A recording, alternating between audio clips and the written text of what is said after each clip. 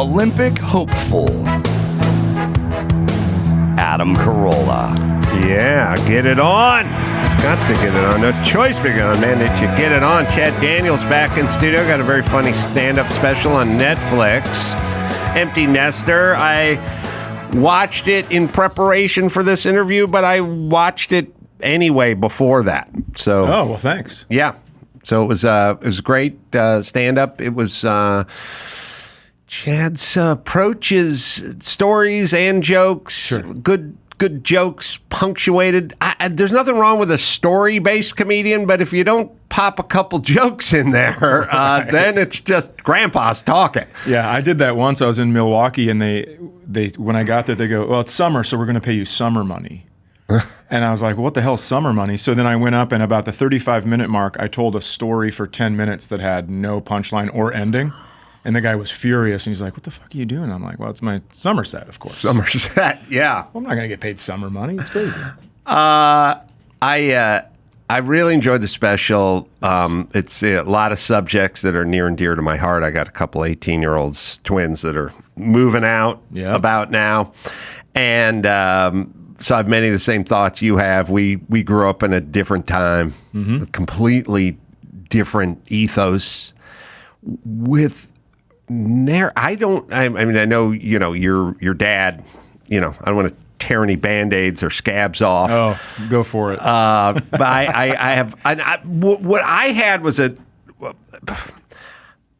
I had a very low-grade, slow-motion version of an abusive childhood. Okay. So it was essentially like being raped by a sloth. It's like you were raped, I think. Yeah, it took so long. It took so long, I just kind of got used to it. Like, that's how my parents were very, you got no money, you got no attention, you got nothing, but we're not going to beat you, and we're not going to molest you, and we're not going to come home drunk and open a can of whoop ass, but we will do nothing ever for you, and that will be made abundantly clear. Yeah, I had very interesting parents. So my dad was kind of on one end of the spectrum, and my mom picked up all the slack. Mm-hmm. So I did get the love. Remember, my dad was raised by his grandparents. His dad split on him. Yes, my mom was raised by her grandparents. And that's a huge generational gap at that point in time. Because you're talking about people that never heard I love you. You're talking about all that shit. So, as far as like my dad goes, I get it. Yeah, well, a couple of things. I think it's important to sort of understand that not everyone comes from the same place, and that you should have some empathy and some sympathy for people because they were brought up a certain way. But on the other hand, I would find myself frequently hugging my kids or having fun with my kids or being silly with my kids or joyous with my kids or being generous with my kids, because I would think to myself, well, I know what it's like not to have this, so maybe I'll overcompensate a little bit and go the other direction. Yeah. And a lot of people do that's all he knew. And it's like, yeah, but he's seen enough Budweiser commercials where the dad and the son have added the deck on and they're sitting out there. Yeah. Like, you do understand there's a society. You've seen the Waltons. You've seen commercials where people are enjoying themselves and camping and whatnot. Have you seen a Subaru commercial? I fucking watched Leave It to Beaver with my dad. It's like, well, do that.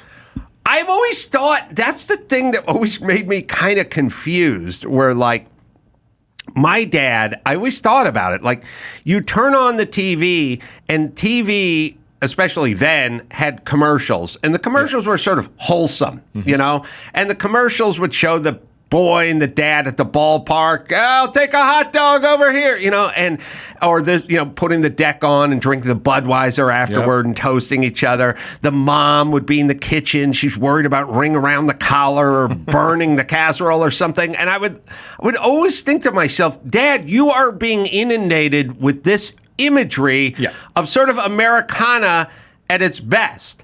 And it shouldn't be, commercials can't be confusing. You can't, it's the same with comedy. You can't go, oh man, every time I'm in a rush, I get some German guy in front of me in his Porsche on the freeway. Everyone goes, what? Yeah. That would be a good thing though, wouldn't it? I mean, it can never be confusing. And so I always thought like your dad watching Leave It to Beaver, like my dad seeing a Budweiser commercial or commercial with the families camping and having a good time or at the amusement park. Like, this is for people. Why don't you process? And then the dads, they see it all, and then they'll say, all right, it's time for bed. And you remember that commercial? Oh, good for those two. And never learned a thing. Just, they saw it, they felt it, but never learned a thing. Yeah. I mean, my dad stole my fucking identity when I was in high school, ruined my credit. Then I got a rental car one time. Maybe I told this last time I was here, but I got a rental car one time. He ended up making a copy of the key to steal that car. I mean, he was something. Yeah. So your dad was sort of actively bad, and my dad was sort of passively bad. Yeah. And actively is better because you get some good stories out of your dad. That's exactly right. My dad sat on a sofa all day and didn't do anything, but it's not the stuff of legends. Yeah. You know what I mean? Yeah, nobody wants to hear that when you're drinking beer. Yeah, they want to hear we were poor, but no one ever slept in their car, so we don't have a good poor guy story. Yeah. You know what I'm saying? Yeah, I have a great, my dad had 8 DUIs. On the 8th one, he had he was a liquor salesman, which is crazy that they still let him do it, but they ended up taking his van that he would use to go around and sell all the booze, took everything out of it, the seats and everything, put folding chairs in there and a little disco ball because he got kicked out of the bars in town. And just had a driving around bar, and that was his 8th DUI. Wow. I mean, he's a legend. Yeah. How do you get kicked out of so many bars? I think just being an asshole or not paying your tab or, being too drunk, whatever it was. Yeah. So was your dad a bad drunk? He wasn't a bad drunk. I guess he was pretty fun. So when I was in 6th grade, my dad was going to manage a comedian. He brought him down to this Scott Hansen's Comedy Gallery in Minneapolis, and he showed me the tape when I got home one day. And then cut to, my late 20s. I'm working, and the guy opening for me, it's that guy. Because he put a bucket on his head and did a Darth Vader impersonation. And so I go, Steve Daniels? And he goes, yeah, I used to work with him. And I was like, oh man, he showed me this tape. And the guy got kind of pissed off about it because he's like, well, now I'm opening for you. But that's not what I meant by it. I was just really intrigued. And the next night he told me, he goes, man, your dad was crazy. He would go to the bar, he'd give guys 10-to-1 odds on which fly is going to land first. Right. And looking back, I remember he would come home on payday with either crab legs or canned chicken chow mein. You remember that? And we knew if he came home with that, my sister and I had to go downstairs because my mom and dad were about to fight. Wow. Because he lost all the money. Right. Yeah. But he would go big when he... Is it exciting? When he got it. Yeah, exactly. Yeah, it's so counterintuitive to my dad, who's the quietest, most humble, never touched a drink, couldn't find a Playboy or bottle of booze, all the stuff you need when you're in high school that's laying around the house, nothing. No doobies, no pornography, no booze, no nothing. It's a weird, it's also strange how big a contrast there is, between individuals. And what I'm saying is, you do comedy, I do comedy. We're white guys, 6 foot tall, who do comedy. But yet we come from totally different, completely and utterly different places. My dad was zero like your dad. Still bad in his own way, but had none of what your dad had. And I always kind of romanticized coming from the sort of flatliner family, decent SNL sketch. I always fantasize about the ones where they go, my dad would do big at the track and he'd come home with a Cadillac and we're all going out for steaks, and then the next week we'd have to sell the Cadillac because he'd made a bad deal, and I would go, still sounds kind of romantic to just on the sofa. But I don't know. It probably is traumatizing. I think it's romantic later. In it, it's horrifying. Yeah. We went to, I remember when the Minnesota Timberwolves came to town, they were playing the Bulls in the Metrodome, the old where the Twins used to play. And so this is a huge place. And my dad came home and he goes, guys, because I'm the best salesman for a 6-month period, I got third row seats or court rows. I can't remember what they were because we didn't get them. But he's like, we're going to be right down by the court to watch Michael Jordan play. And I was like, oh my God, I went to school bragging all over the place.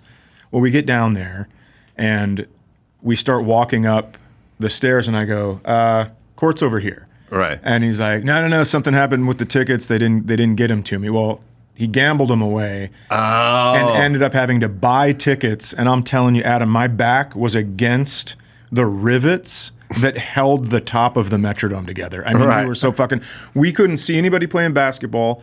We waited until we heard a cheer, and then we would cheer because we didn't know what was going on. How did you find out he gambled them away? My mom told me later. Oh, later. Yeah. She told me a ton of shit. She was like, he found enough money for me to get an abortion when I was pregnant with you. Like, she really... Whoa. Because I told her, I go, you were real nice. She was real cool when he split. She didn't talk shit about him. She was just like, I'm going to be here, whatever. And then I said, let me have it. Let me have the truth. And she just... all of it. Wow. Yeah, it was pretty fun to find out, actually. How old were you? Oh, this is maybe early 40s. Yeah. So, it was semi-recently. Yeah. See, I don't know. There's something weird with my wiring, but I would prefer not to know. Okay. And that's interesting because some people really just want the truth and they find it liberating. Yeah. I'm put off by the truth sometimes. I don't know exactly what it is, but I have a girlfriend who likes telling the truth to people. Yeah. And like I'll hear her on the phone and she'll go, "Oh, it's the AC duct cleaning guys." And she'll go, "Yeah, we're not going to use you guys because you were twice as much as the next bid we got. So thanks." And they hang up and I go, "What'd you say? We're going out of town or we're selling the house?" I would have to say that. And she'd go like, "That's true." And I go like, "I know, but it feels uncomfortable to me." Then I realize I have an aversion to it. I'm sort of jealous of the people who are able to just go, here's what's going on. Yeah, I used to be you. I used to have that aversion, and then when I got divorced, we kind of laid everything out and everything that we thought, and I had no more secrets. And so I was like, well, I'm not going to lie again. I'm going to see if I can't lie again. That was in 2016, February 23rd. Oh, so you know the day. Oh, yeah, because it was a tough conversation at the kitchen table, but I was like, I'm not going to lie again, and I haven't. And it's been weird. Like I remember I was at a bar, and this guy goes, "Hey, you see the Wild game?" And I go, "Yeah, I did, but I'd only seen the highlights." Mm-hmm. And this is early on, so I walked over to his table like a psychopath and was like, "Hey, remember when I said I watched the game? Well, I'd only seen the highlights," and everyone's getting uncomfortable. But now I enjoy it. Now people know, like if they didn't have a great set at a stand-up show, maybe don't ask me how your set was because you're gonna. I will tell you. Yeah. So I guess there are a lot of liars, and so let's break it down. You would lie to a kid who had leukemia, who was 7. You know, even if they were never going to see their 10th birthday, you would probably lie to that kid, and it would be good. When they do those Make-A-Wish foundations and they hand the football off to the 6-year-old and he runs all the way through the Nebraska defense, that's a lie of sorts. Sure. But I think so we can agree that category lie is fine. Yeah, maybe not for you. Maybe if you were a DB on Nebraska, you'd light the kid up because of your ethos. Well, I'm never going to be the DB, so I won't have to find out. But I think the kid, with leukemia who's 7, I don't know what's going to happen. I'm not a doctor, so that's easy for me. Yeah. When do you think I'm going to live till? I don't know. I'm saying the doctor may tell you, he's got 6 months max, in which case I would lie to him. Sure. Okay. Then there is lying for sort of the sake of lying, which always drives me nuts. Lies when you don't have to lie. Yeah. Like, cop pulls your dad over. "You've been drinking tonight?" "No, officer, I have not." Well, he's lying, but he's trying to save his skin, right? So that kind of lying. The people who lie just sort of for the sake of it, those people scare me a little bit. I would think. And then there's lying just because you have sort of an agenda. You're all in on this side of the aisle or that side of the aisle, so we're just going to say whatever we have to say. But I miss dignity, and I also miss, my word is my bond. Yeah. And a handshake is all we need for a deal. And I don't think we're really fully aware of the implications of how that is completely out the fucking window in 2024. I sold my house recently. I had like 84 pages of disclosures I had to sign about did I ever vape in the house and stuff like that. The first house I sold, there were 4 pages. Yeah. Now it's an encyclopedia of shit. And we just keep going down that road. And anything but my word is my bond. It doesn't exist anymore. And it's a lot. You need it as a society. And we don't use it anymore. We just use your lawyer has to talk to my lawyer, and I'll see you in court or not. Yeah, I mean, when I started this non-lying thing, I go, well, now I can kind of start to trust people, because if I'm telling the truth, then maybe other people are telling the truth. But then you hear enough people and you're like, well, how come no one's telling the truth? So now I'm back to really, I still don't lie, but I also don't trust a lot of that I hear. I never lied, and I could never lie when I was a kid. I had a bizarre, almost like it was some sort of enzyme or something I was missing for my whole life. What happened? You get like hot or start to sweat? Get flush, like in your stand-up when your girlfriend eats a peanut, or a cat sleeps on your head. Yeah. I think my self-esteem was so weirdly low that I didn't know you could lie. I couldn't physically do it. Like when I worked at McDonald's, when I was in high school, I got a call, 6:30 in the morning, and they just went on a Saturday, $3 an hour. And they just went, hey, somebody didn't show up today, and we got to run on McGriddles or something.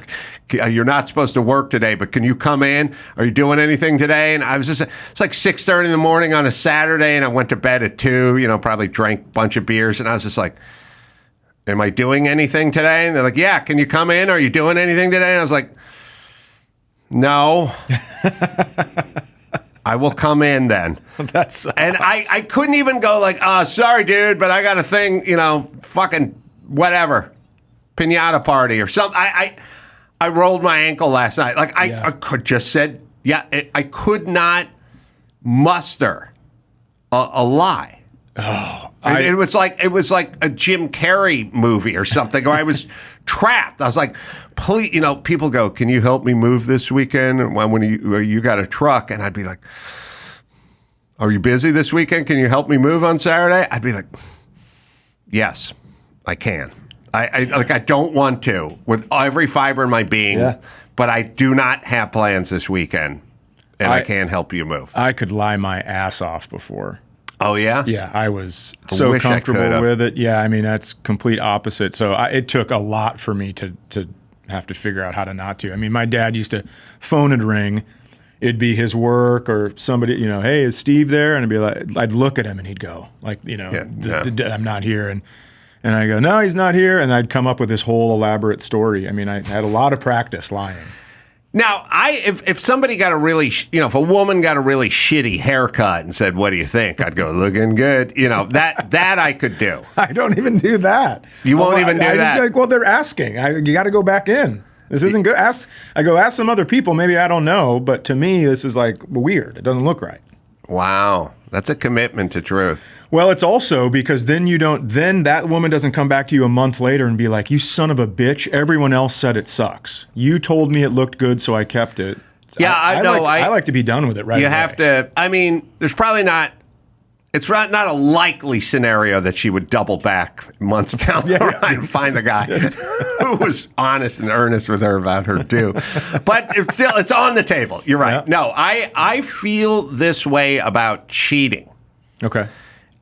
It sounds like so much work, especially the guys that are like juggling 3 or 4 women. Like every time the phone rings, every time the woman you're living with does my phone's out of batteries, but let's find out what time the movie starts, and picks up your phone and you have to dive, across the room on her. Yeah. I mean, it just feels like so much work. Yeah.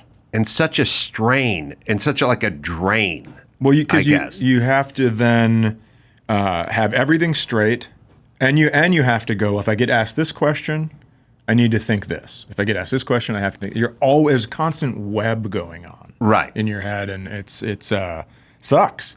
So you've been truthful for how many years has it been now? Well, February 2013, I guess 7 years. 7 and change, 7.5. You feel lighter? So much. So much. Yeah, because it really is like, it's uncomfortable for 10 minutes when you tell someone the truth. Mm-hmm. But if they find out you're lying, it is way worse. Yes. And I've had that. So maybe not the lady with the haircut, but I have experienced that. I find that the people I do lie to need the most lying to. Like they're soft? Like they need to hear compliments? They have, no, not necessarily complimentary. Okay. They have a bunch of sort of rigid rules about things. Like, here's what I'm saying.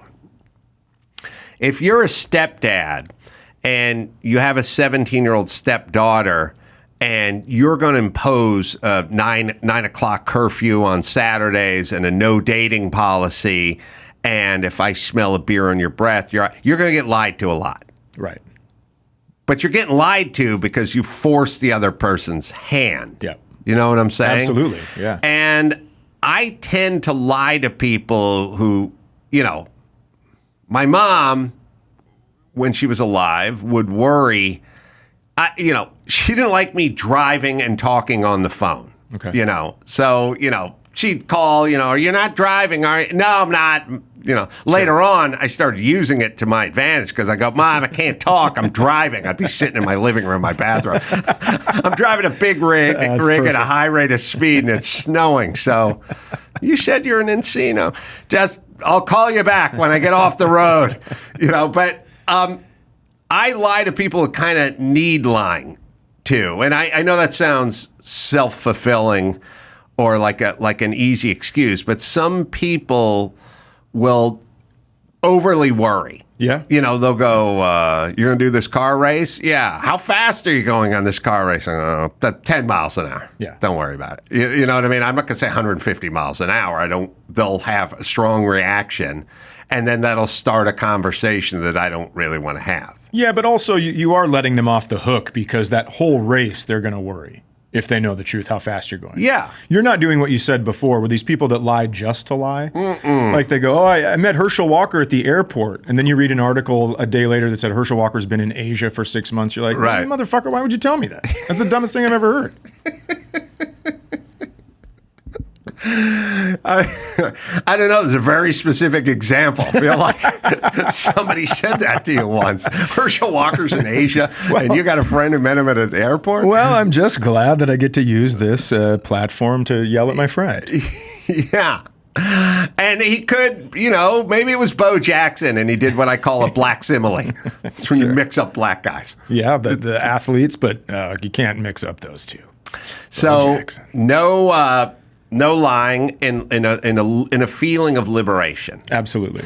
All right. So in comedy, then, it must bother you a little bit, or maybe not,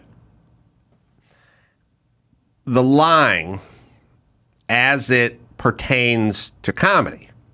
Sure. Because there's an element of that, and I literally just discussed this with someone the other day, which is, I've never felt like it was okay to lie on stage and even say things that didn't exist, even if it's, everyone uses a little hyperbole to make a joke. Right. Embellishment, right? I think, is fine.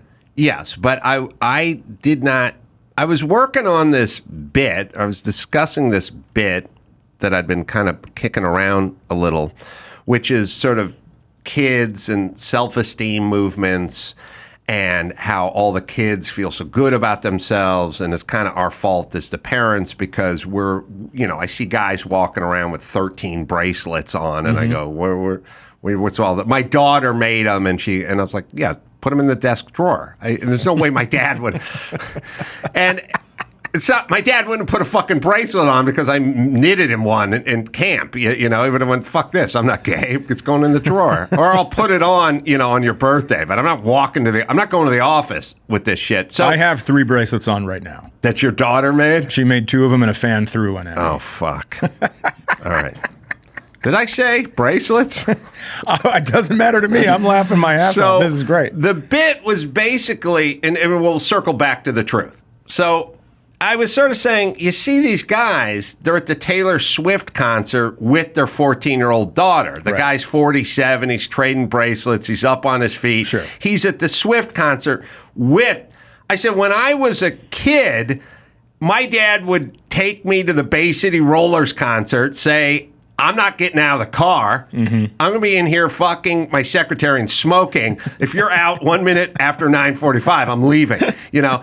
And it was kind of sort of the bit of then versus now, whatever. I was trying to kind of put the bit together, and I was like, my dad would have never driven me to a Bay City Rollers because he didn't get off the sofa. He would have never done that.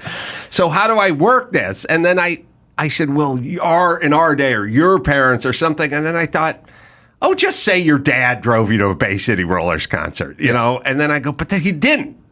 So now I'm struggling with essentially lying on stage in a medium where it's okay to lie. But I don't know, thoughts, because you're telling stories about your girlfriend, about your daughter, about your vasectomy, so on and so forth.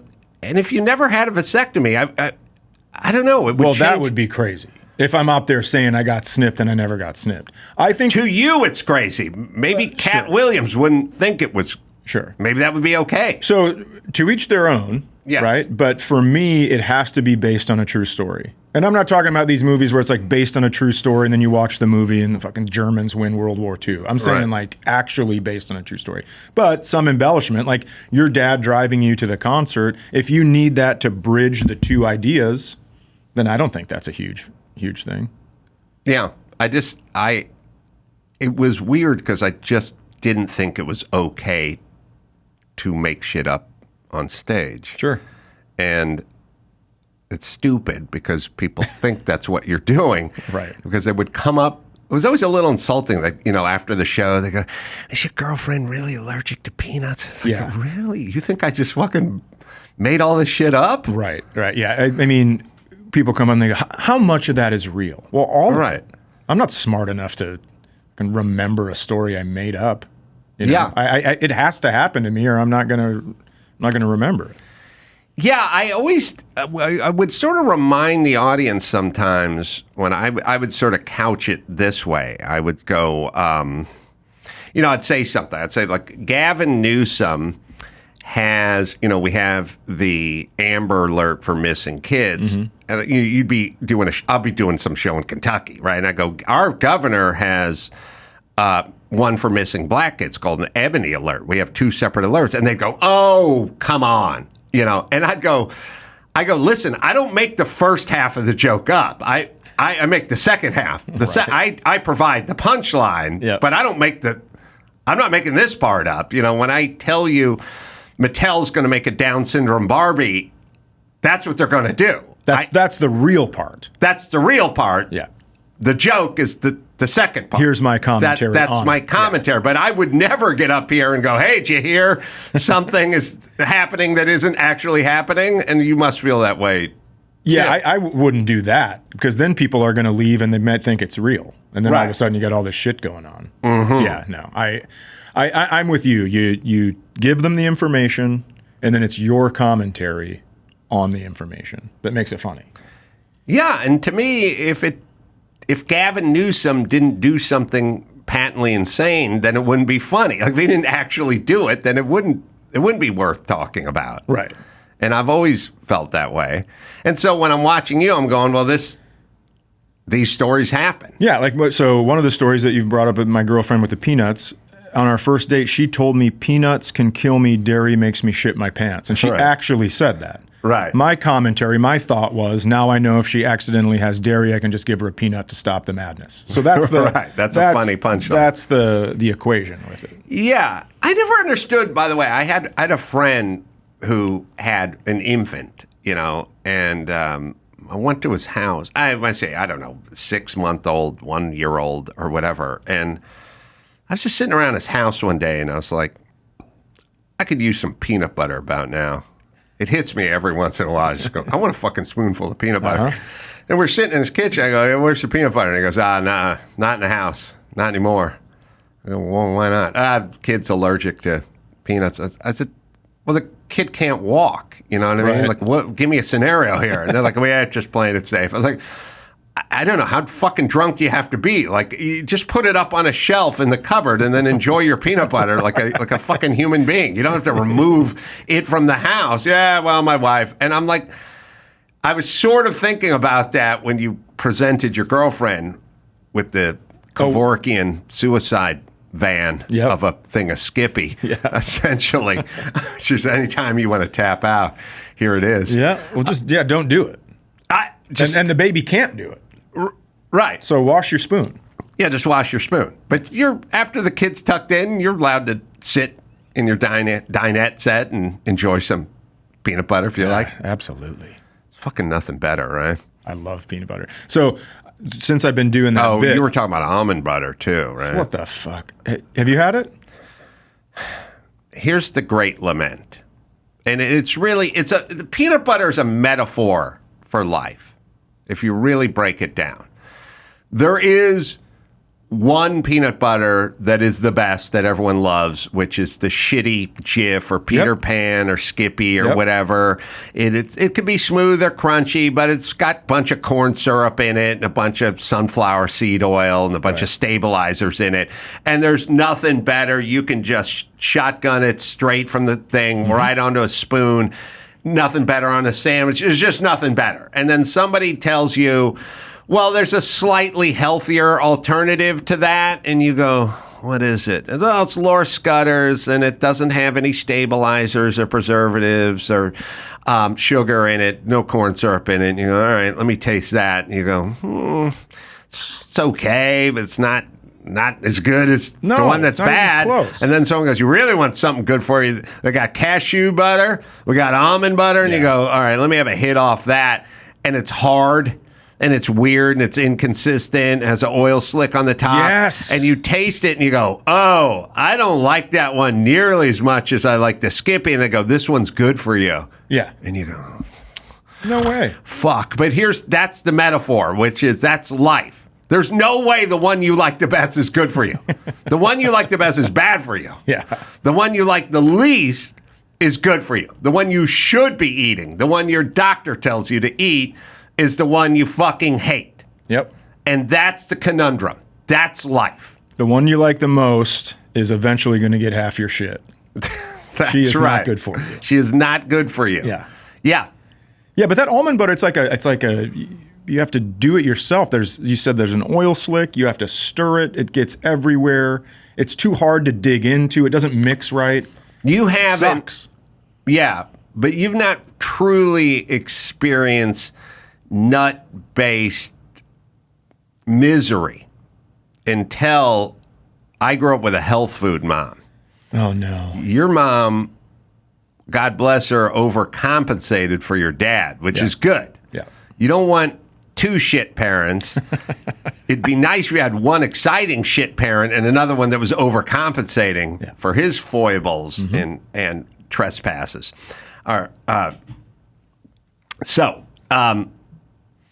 My mom was a health food nut, and she bought, and again, you don't think it can get worse than almond butter. Oh, we can go down a couple of notches. Peanut butter, raw peanut butter. Now, what's that? Okay. It's just like... have you ever tasted an unroasted peanut? Yeah. Just tastes like paste, right? No. Okay. Unroasted. So it is unroasted and unsalted.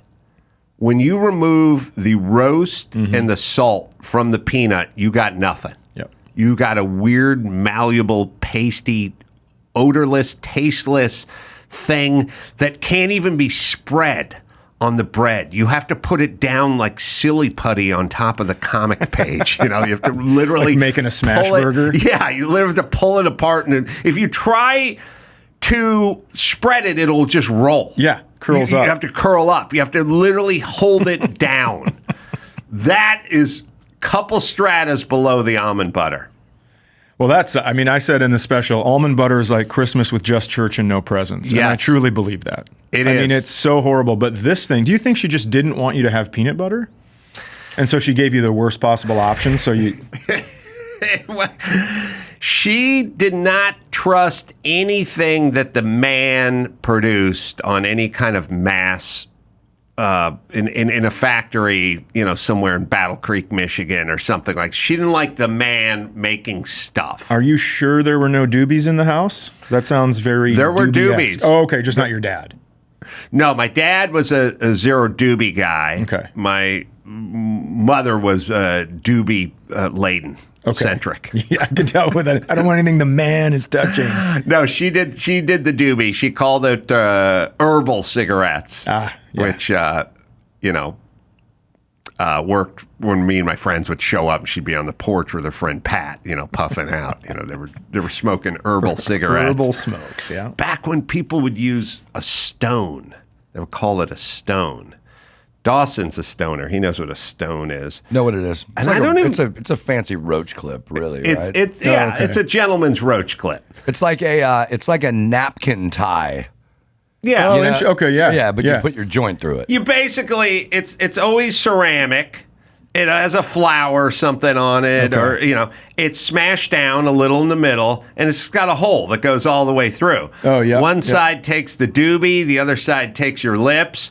And you can smoke the joint all the way down. It's basically to keep your fingers from burning. Yeah. Okay. Yeah. It's a less aggressive roach clip.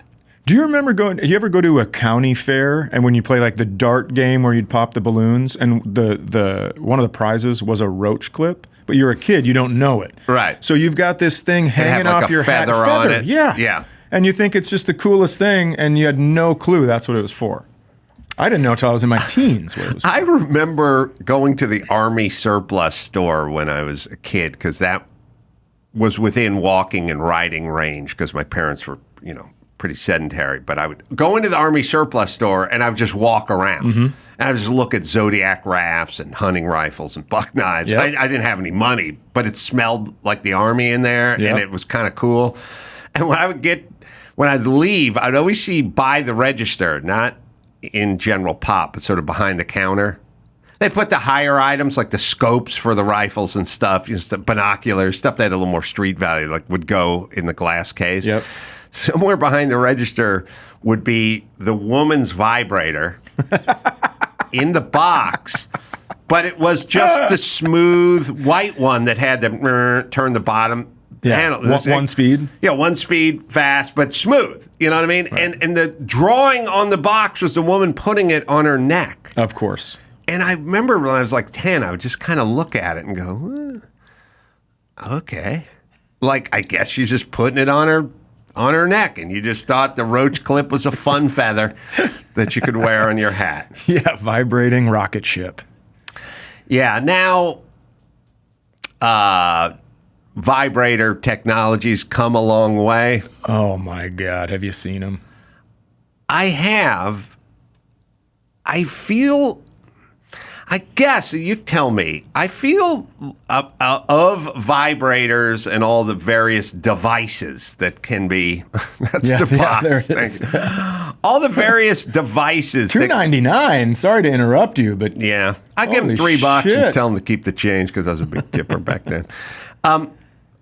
So all these devices that can really do anything, far more than you could ever do to a woman, way beyond what you're capable of.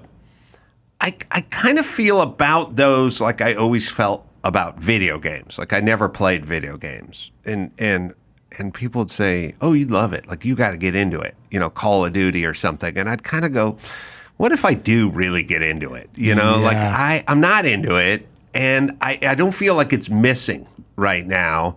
But what if I really got into it? I don't know that would be a good thing. And then real life wasn't as good? Yeah, or I just spent 3 to 7 hours a day staring at something and killing Germans, or aliens or gangbangers or whatever you kill. Just killing, essentially. I feel the same way about all the devices women put in their crotch. I just feel like, what if I started buying these things and it kind of became my thing, using them on women? And I just think you look at it and you go, well, that's not the shape of my dick. No. Like, you would have to. It looks like when you squeeze a balloon, there's like one side's way more bulbous. Yeah, and then there's like also half of them fork off and head off in two directions. Right, like I definitely couldn't pull that off. Then there's like a rabbit on a diving board up for the. I mean, it's like they're wild. Yeah, and they can be controlled by your phone or from the other room. And then they have weird vibrating cock rings and stuff. Like, I'm supposed to don this thing, and then you can control it from your phone. Oh, and yeah, that would be kind of fun. I think they have the little egg thing that you put up your ass. There's that. And you can use it on, you can like send each other a text and just. That wouldn't be so bad. I don't feel like there's an end point for it. I feel like those people just keep going, because whatever it is, it becomes a kind of homeostasis, and that's just what is. Mm-hmm. And now you're into upping the ante. Right. So you got to go into it deeper. You know what I mean? And once you start killing prostitutes, you just have, the only solution is kill more prostitutes. Uh-huh. It's never like, I've got my fill of killing streetwalkers. Well, that was fun, I guess. Back to the office. Got that out of my system. Yeah. Now I can get back to my biblical-based life. It's not that. It's just more and bigger, and I feel like we're kind of wired that way.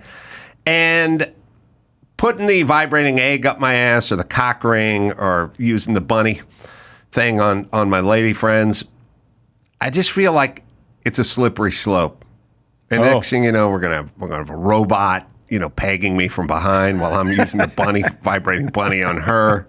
Yeah, we can't cure cancer, but we can fill all your holes and flick your nipples. I can't remember. Were you talking about a sex robot on your special or not? I'm trying to think what special I was watching. I was probably thinking about it.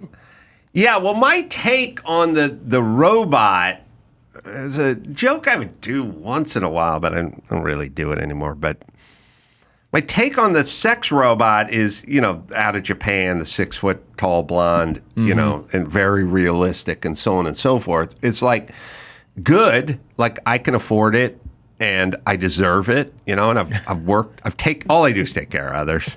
That's all I do. And what about me? You know what I mean? It's it's your time, Adam. It's my time, and all I do is sacrifice for others. So I was thinking about the sex robot, but when we grew up, we had porn, and you could stash porn. You would hide it. Yes. You would put it in the sock drawer underneath the whatever, or up on the shelf, or out in the woods, some people. Mm-hmm. Where are you going to stash the 6-foot blonde? Yeah, and then do you have to carry her through over the threshold every time to the bedroom? I mean, where do you put her? How do you stash her? It's too much work. Who's going to see her when they come over to the house? Aren't they going to know? And my take, and I'd be glad to consult for any sex robot firm in Japan, which is you have to give her other tasks that she can perform so I can have plausible deniability. Yeah. So you're saying around the house? Mow the lawn, walk the dog. Yep. So when people show up, they go, you got a sex robot? I go, my automated dog walker? What'd you... Yeah. I mean, sometimes I fuck her when she walks the dog well. Yeah. She do a good job. Yeah. There'll be something waiting for her upon return. A little something for Betty. No, why she has to walk it in a thong and pasties? That's up to her.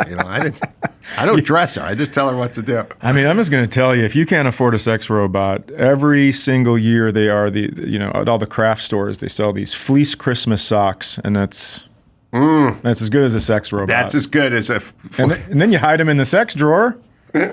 Or the sock drawer, and that's where they go. You can hide them in plain sight. Absolutely. Yeah. Yeah, I know. There was some very funny sock humor in the stand-up special. Oh, yeah. Right at the end. Yeah, towards the end. All right, Chad, let's see. Let's get Leah. Let's take a break. Okay.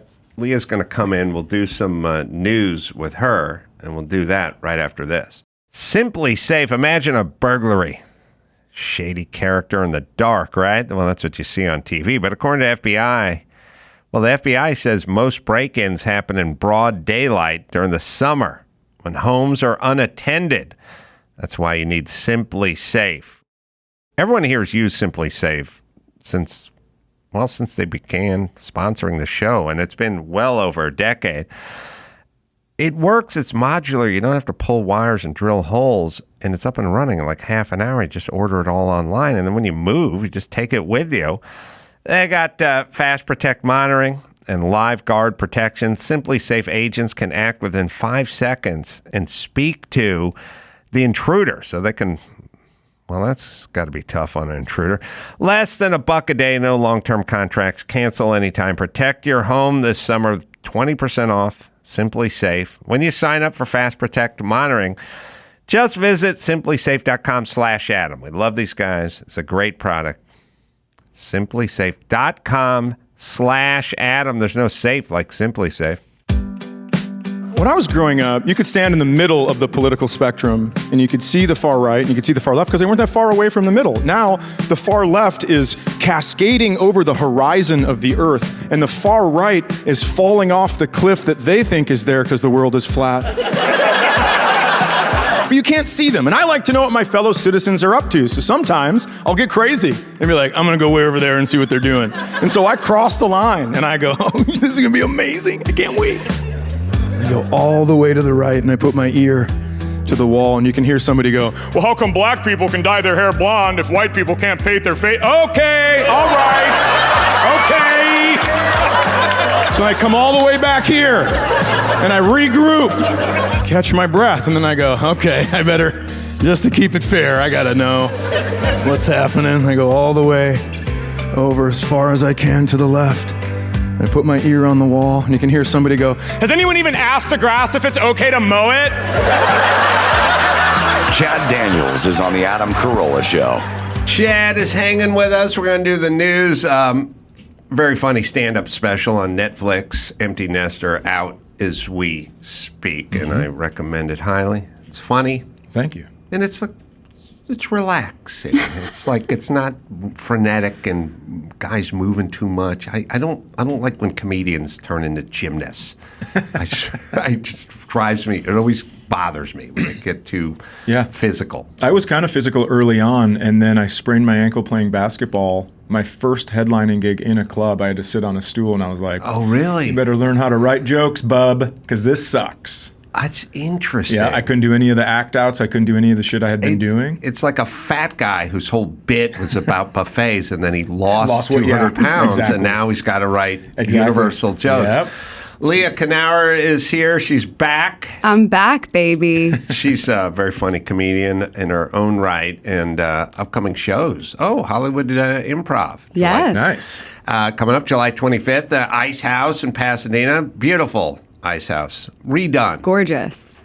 Yeah, it's always a good crowd. It's stunning. I don't know why. Maybe we can put our comedic minds together, but that Lakers money, that's what it is. Yeah, owned by one of the Bus family members. I can't think of his name. But look, you go to the Improv on Melrose, and it's kind of hit or miss. It's like sometimes there's good crowds, sometimes there's always this weird young group of gay men who are sitting with their arms folded, hard right when I'm on stage, and I just want to go, why are you here?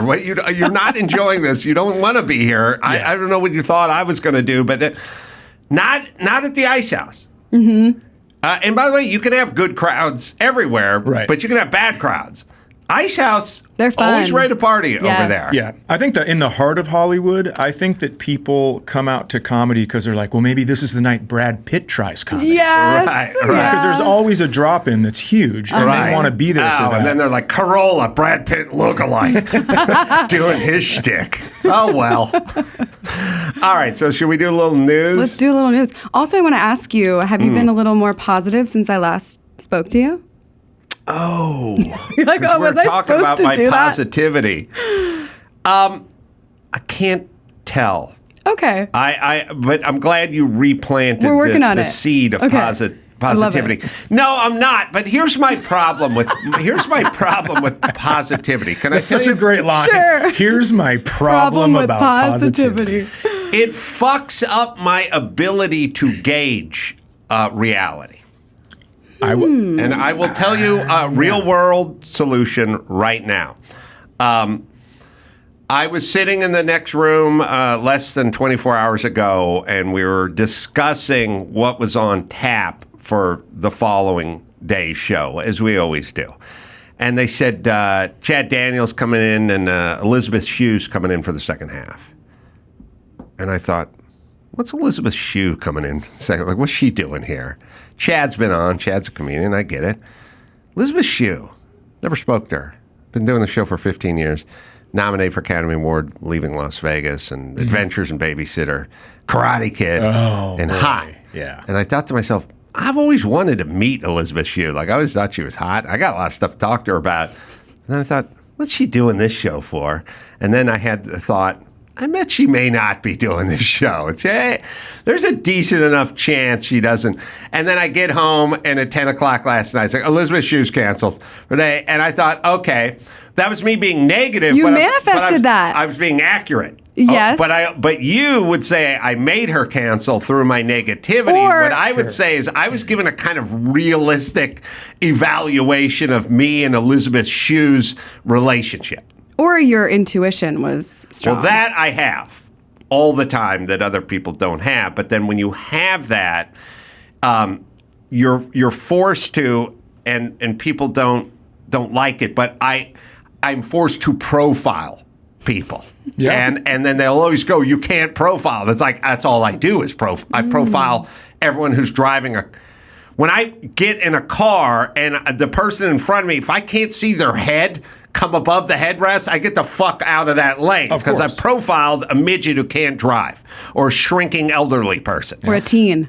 Or a young, nervous teen. Yeah. Yes. Especially if they have a bumper sticker on their car, it's so easy because then you already have what group they're part of to hate. Yes. Right? Where Yes. if they have like the little Christian fish and you're Yes. like, not even God wants to meet you. Get the fuck out of the lane. I have a Philadelphia Eagles sticker will on my car. Make me want to ram them. So I feel like you got people an hate me. Eagles? Oh, okay. That person's drunk. I feel like I'm getting away from this. That person's been to jail in their own football stadium. Hold them over, yes. Yes. I don't know why it reminded me of this, but oh God, who's favorite from the NFL Network? God, who's the main voice over there? I feel like an asshole now. Rich Eisen. Rich Eisen. Rich Eisen's favorite thing of all time, and I don't know why, but the NFL, the Eagle Stadium made me think of this. His favorite thing of all time, and it's not a bit. I've never done it on stage, but I would always say to him, is I was on a show. And I was saying, the problem with the replay refs is they go not enough to overturn what was the original call on the field. And I'm like, forget about the original call. Just go under the hood and tell me, did the ball hit the ground or not? And they go, not enough to overturn. Well, not enough to overturn a bad call. Right. That was erroneous. It should just be all. And then it's like, and the refs sometimes, if they're playing in Philly and it's crucial, may be nudged a little bit not to want to get hit with snowballs and beer bottles if they Batteries. go against it, right? Yeah, And it's not as precise as it should be. And I said every stadium should come with a replay gimp.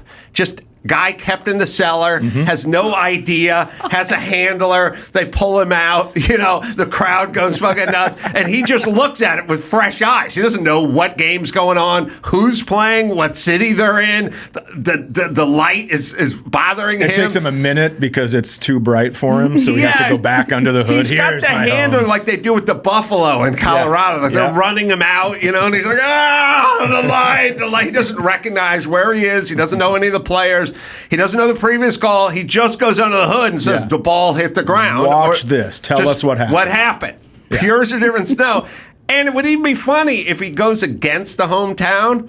His handlers start flogging him as they're dragging him back. Just beating on him. So it goes from a boo to a cheer still. It still makes him happy. They would love it if he was being flogged. They would probably hope he won against the hometown so he could be run back and flogged by his handler. And of course, his handler would be like, mistress of the night, like high boots we do and have sexy. To do that. Yeah. people would go nuts. At some point, they go, all right, we got to get the gimp. Like, the crowd would go insane for the NFL gimp. Let's just start it for the XFL or whatever the fake football league is. Let's Yes! start it there as like Replay a beta. And the poor linesman, the ref, he may make this call in the second quarter. He's got a whole half of football to stand out on that field while the coach is yelling at him. The fans are screaming when he's walking into the locker room. Like, he doesn't want to deal with that. Why should he? Yeah, Let the gimp deal with it. The gimp. They say there's not enough information to overturn the thing. Just be able to say, listen, I was wrong. I have human eyeballs. We watched it in slow motion, frame by frame. Here's what happened. Well, the NFL gimp is not going to be that articulate. No. I'm talking just the ref. I'd like to see the gimp. Yeah, I know. Yeah, I know what you meant. But yeah, I'd like to see the gimp. How long have as you well. had this idea? I feel like you've been sitting on it for a while. I told it to Rich. I told it to Rich Eisen probably 10 years ago, and then every time I see him, he's like, "Where's the gimp? Where's the gimp?" He's never been more delighted with an idea. I guess it's perfect for Rich because he loves football and he loves comedy, and he feels that the NFL gimp, replay gimp, is a perfect peanut butter cup for Rich Eisen, who just so funny. loves both those flavors put together. But every time I see him, he's like, "Where's the gimp? Get the gimp!" So. How about this? Instead of saying you're going to replay, the crowd has to start chanting gimp before the ball is snapped for the next play. Right. To get them out. Yeah, it's got to be Ooh. enough decibels. And I don't know if you're going to put the gimp up on the big screen, like defense. I'm way too into this idea now. I love it so much. I'm like thinking, how can we do this? How can we make it happen? There'll be people in the crowd dressed like a gimp. Yes. For Yes. sure. There's going to be signs in the crowd. Get the gimp, Oh, man. It would sweep the nation. And there'd also be a whole bunch of people that were pissed off about it, which would be even better because there'd be a lot of controversy, Then you can have the person that does the halftime show at the Super Bowl also has to be the gimp. Yes. So a celebrity gimp. Yes. Oh, celebrity. Yeah. Rihanna, J-Lo. Yeah, the love gimp it. pole Justin dancing like Timberlake. J-Lo. I love this. They would be the honorary gimp for that game. Yeah. Yeah. This is good. It just keeps going. I really like it. And the gimp, but you give me your feedback. He's not going to be able to be dressed in like Patriots colors or anything. He's got to be full old school gimp uniform. I'd like to say leather vest. Yeah, leather sort of chappy thing, How do you know what gimp uniform is? Well, you got to watch Pulp Fiction. Okay. Pulp Fiction is kind of the standard for gimps. Okay. Right? Yeah. And that just made me think of something else. You bring him out to make the announcement, and he's mumbling, and because he has to take the ball gag Yeah, out. you got to do the gimp ball gag. Oh, that's hot. Take the ball gag out. Okay. Take the ball gag out. Yeah, he's leather. But it's leather a football? gimp. Oh, there It's a you go. football?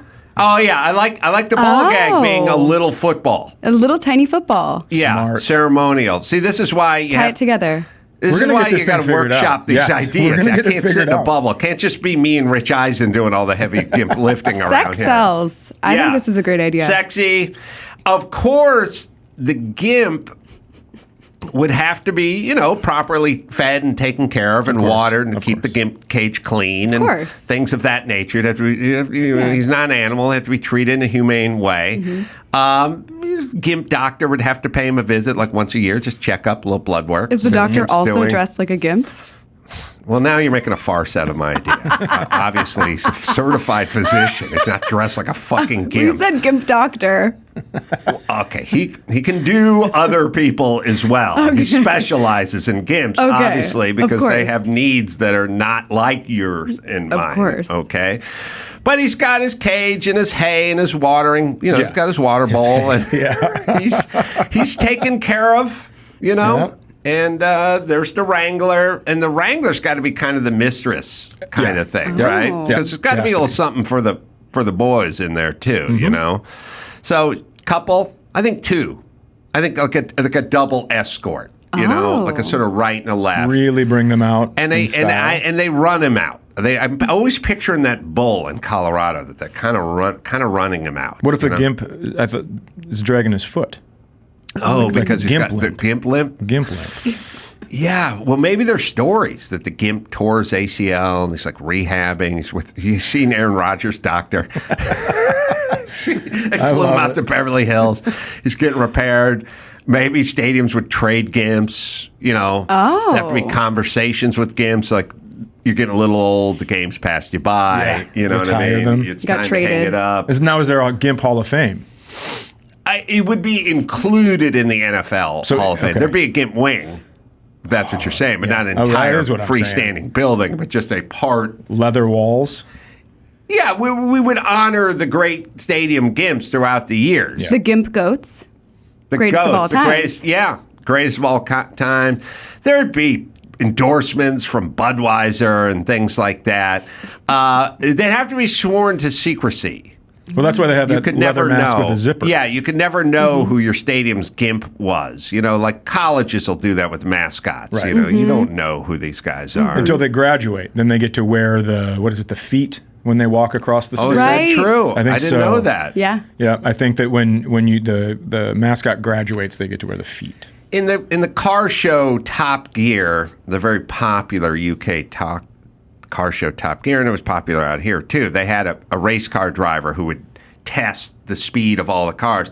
His name was the Stig, and you never knew who he was. That was part of the pretty cool. allure Yeah. of it. He was always helmet with the smoked visor on. You just didn't know who the Stig was. He was thought like an retired F1 driver or professional driver, but you didn't know who the guy was. Okay. And so when he would test cars, you didn't go, well, maybe he's kind of a Honda guy and not so much a BMW guy or something like that. It was named the Stig, like the gimp. Yep. And we had no idea. And that's the Stig. There would be speculation as to who the Stig was, but nobody knew who the Stig was, and they're not going to know who the gimp was. Well, look, leather suit. Yes, Yeah. honey. Some similarities here between Yeah. the Stig and the GIMP. No, well, listen, when I'm pitching it to the stadium and team owners, I am going to bring up the Stig. You have to. All right, sorry. Put them on your News? pitch. Put 'em I on your love pitch how deck. this all came from me asking you about positivity. Okay, the news. Is that where this started? Yeah. Well, I got to tell you, I feel real positive right now about this Yes. GIMP. I like this gimp idea. a good idea. Chad, next time I see Rich Eisen, I may go, there's see a him fella tomorrow. out there who may like the stadium gimp more than you, Rich. I And see him tomorrow. He's going to go, oh, you see Rich Eisen? Yeah, I'm gonna.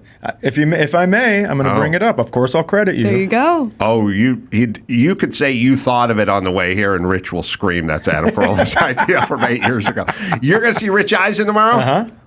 Oh, get into the Looks gimp. like we're talking about the GIMP. Be the gimp pimp. Yeah, Sell pimp it. that gimp, and we'll see whose gimp hand is stronger because you're obviously enamored with this. I love the idea. Rich is, grandfathered into the gimp game. Gimp game. But this is going to be great. All right. I'm going to watch. Are you doing the NFL Network? Are you doing Rich's show? Are you doing Rich's his, like, radio or Yeah, something? his podcast. Yeah. If you do not tell him about this, that will be. Trust me. If it is not the first 20 minutes of your conversation, I will be devastated. By tomorrow, I might have a GIMP tattoo Yes. with a football ball gag. Yes. Rich is going to go insane when you do this. All right, sorry. I love it. News? Here we go. Was there news? There is news. Former LA Mayor Antonio Villaraigosa announces another run for California governor. He's been out of elected office since leaving LA City Hall in 2013. He joins a crowded field of high-level Democratic candidates for California governor. So here's the thing with Villaraigosa and why he should not be trusted.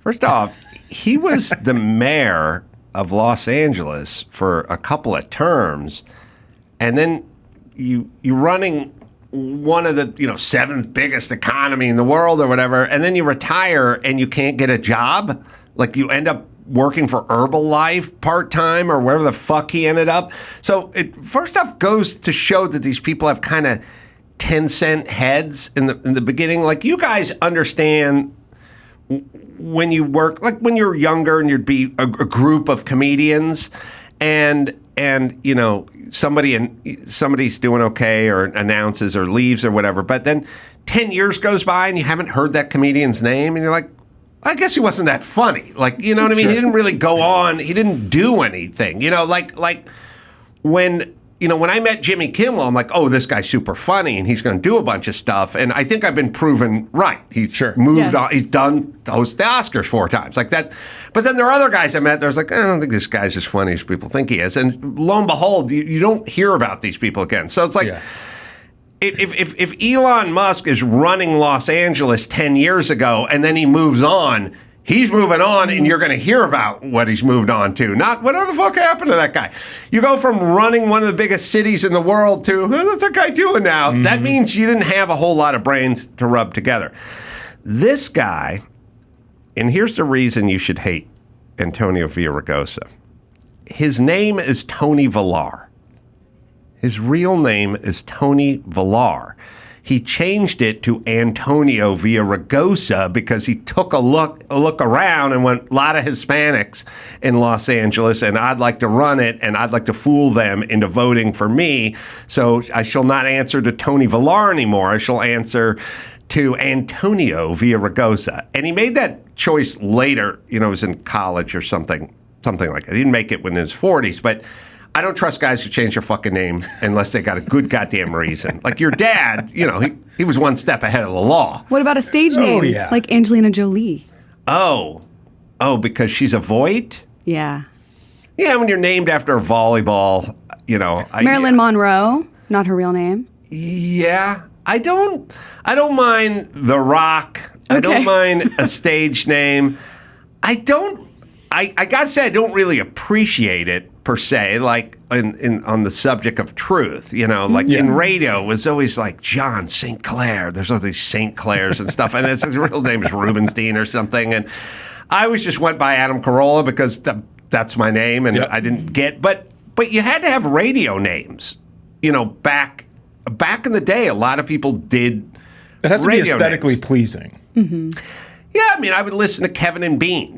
Kevin is his first name, but Bean is not Bean's name. They were just called him Bean, and there was a lot of that. But he changed his name.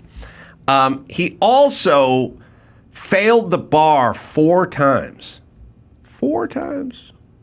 Failed the bar 4 times, and then you go and passed it on the 5th? Nope. Failed it 4 times and gave up.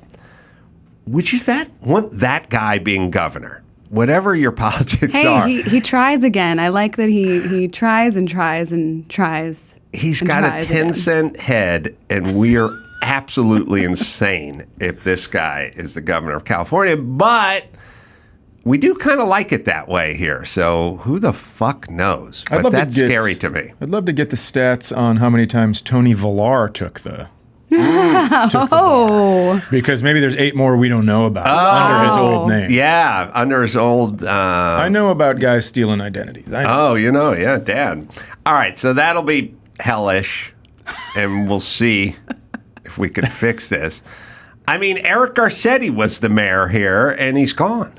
He's just gone. I don't know, got dispatched to India or something, but our old mayor... Dispatched. He got essentially... assigned like a pedophile priest, like we're moving you to another place where you can do less damage. Jesus. And that's what happened. Where is Garcetti, Dawson? Is he in India? Did he get like an ambassadorship or something? He is the ambassador, so I'd assume he's in India. He's gone. Yeah. Wow. We have people run Los Angeles and then just fade into obscurity. Like they don't start businesses. You don't hear about them again. Like I said, it makes me wonder if they ever had the stuff to do it in the first place, which is absolutely no. Ambassadorship is basically hiding a crime, right? Yeah. Well, that's...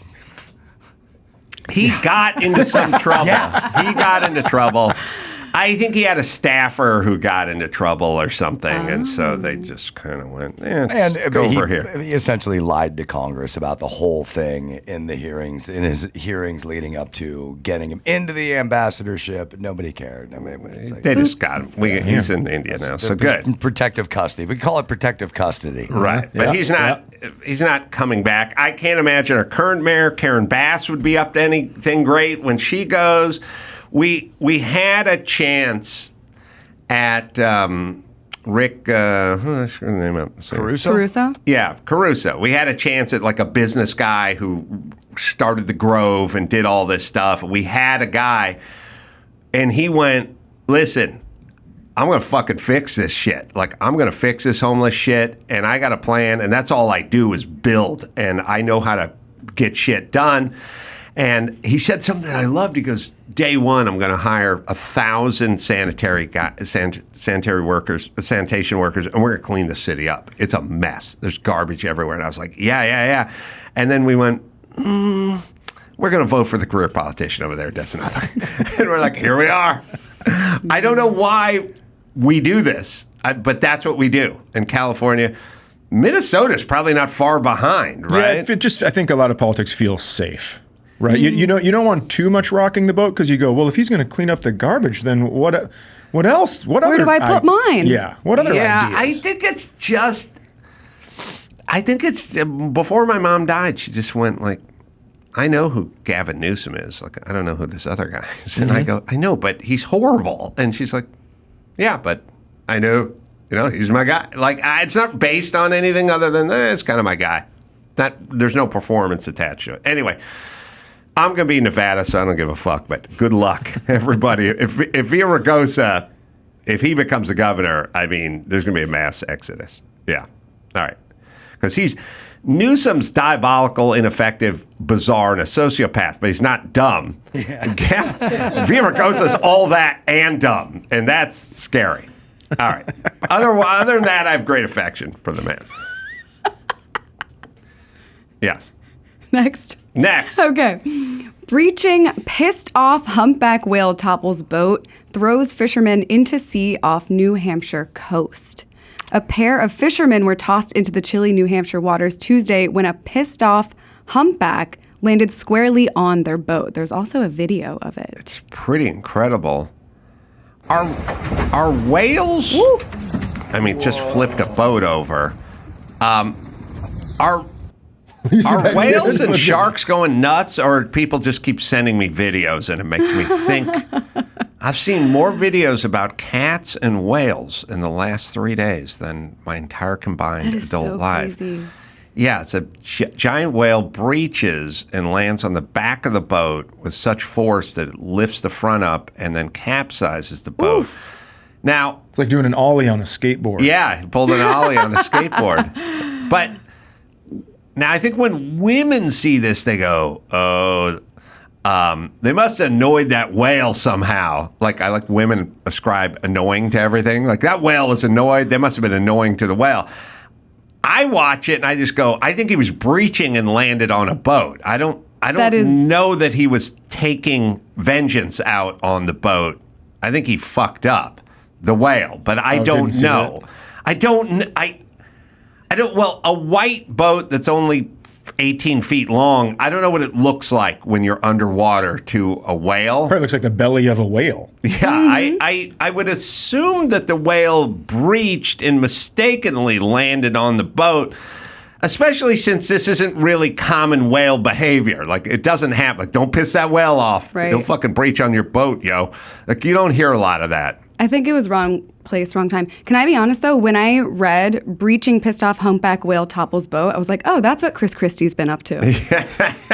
Yes, nice to see him out and about. The whale is pissed. I think the whale is a little confused and landed on the boat. This looks like you tried to jump down 9 stairs and only had the hops for 8 stairs. Yes. And then you just go, oh, God. Yeah, that's... And you hear your ankle snap. But the thing that's interesting is he capsized the boat, but not utterly, I think. And then the other guy who's in the other boat... He doesn't really seem phased. He hooked up a tow line and pulled the boat right again, and the boat motored away. Did you guys know that? Oh. You can see the guy go in the water there. Right, the guy goes in the water. Yeah. It's got to be horrifying for him.